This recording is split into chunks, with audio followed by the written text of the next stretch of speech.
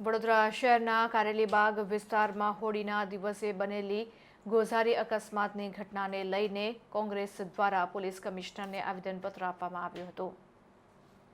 વડોદરા શહેરના કારેલીબાગ વિસ્તારમાં ગુરુવારે મોડી રાત્રિએ આમ્રપાલી કોમ્પ્લેક્સ પાસે બનેલી ગોઝારી અકસ્માતની ઘટનાને લઈને વડોદરા શહેર કોંગ્રેસ સમિતિના પ્રમુખ ઋત્વિક જોશી તથા વિપક્ષી નેતા ચંદ્રકાંત ભટ્ટો સહિત કોંગ્રેસના કાર્યકરો દ્વારા પોલીસ કમિશનરને આવેદનપત્ર આપી રજૂઆત કરવામાં આવી હતી અને 4 વ્હીલર કાર ચાલકો દ્વારા વારંવાર થતા આવા અકસ્માતને લઈને તેઓ વિરુદ્ધ કડકમાં કડક કાર્યવાહી થાય તેવી માંગણી પણ કરવામાં આવી હતી। વડોદરા શહેરમાં જે ગમખ્વાર અકસ્માત થયો જેમાં એક બહેનનું મૃત્યુ થયું, બહુ દુઃખ થાય છે। આપણે તો વાતો કરીએ છીએ પણ આપણે સમજી ન શકીએ પરિવાર પર એમના પર શું વીતી હશે અત્યારે પરિવાર પર, જેમના પરિવારના સભ્યો પણ દવાખાનામાં એડમિટ છે અને સિરિયસ છે। અને વડોદરા શહેરમાં અકસ્માતના બનાવો તમે સૌ મીડિયાના સાક્ષી છો કે આ પહેલો બનાવ તો છે નહીં, અને એમાં પણ ડ્રિંક એન્ડ ડ્રાઈવના બનાવો તો વધતા જાય છે।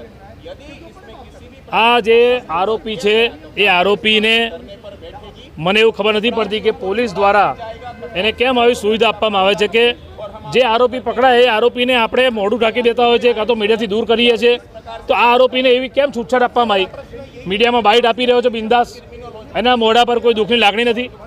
અને આ એવું તો કોનો આની પર હાથ છે કે વડોદરા શહેરની પોલીસ આ જે રીતે કરવી જોઈએ કામગીરી, એવું મને પણ શંકા છે ને વડોદરાની પ્રજાને પણ શંકા છે।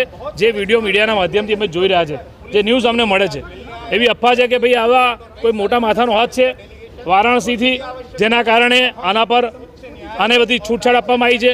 હમણાં 11:30 તો એસએસજી હોસ્પિટલ જેટલો ફાસ્ટ ચાલતો હતો, સ્પીડમાં ગયો, અત્યારે જે રિકન્સ્ટ્રક્શનમાં જોયું તો કે ભાઈ એના હાથ પગ તોડ્યા છે। હવે અમારે તો એ પૂછવું છે ખરેખર કે આવું થાય છે કે પછી એક્ટિંગ કરે છે? અને પ્રજાને પણ આવો સવાલ છે। આરોપીને વરઘોડો કાઢો, આનો તો વરઘોડો કાઢો છે, માનવ વધ છે, માનવ વધ।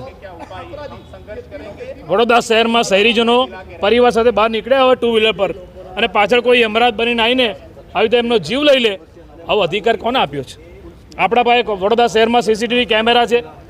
સંગમ 4 રસ્તાથી આમ્રપાલી સુધીનું તમે વાત કરો છો કે ભાઈ એને ગાડી ચલાવી છે, તો એના પહેલાં એ કઈ હતો? સંગમ 4 રસ્તા કેવી રીતે આવ્યો? આ બધા બહુ મુદ્દા છે, જે મુદ્દાને લઈને અમે વડોદરા શહેરના પોલીસ કમિશનરને મળવા આવ્યા છે, અમે રજૂઆત કરવા આવ્યા છે। આ પ્રશ્ન બહુ ગંભીર પ્રશ્ન છે, જે બાબતે અમારે એમની સાથે ચર્ચા કરવી છે।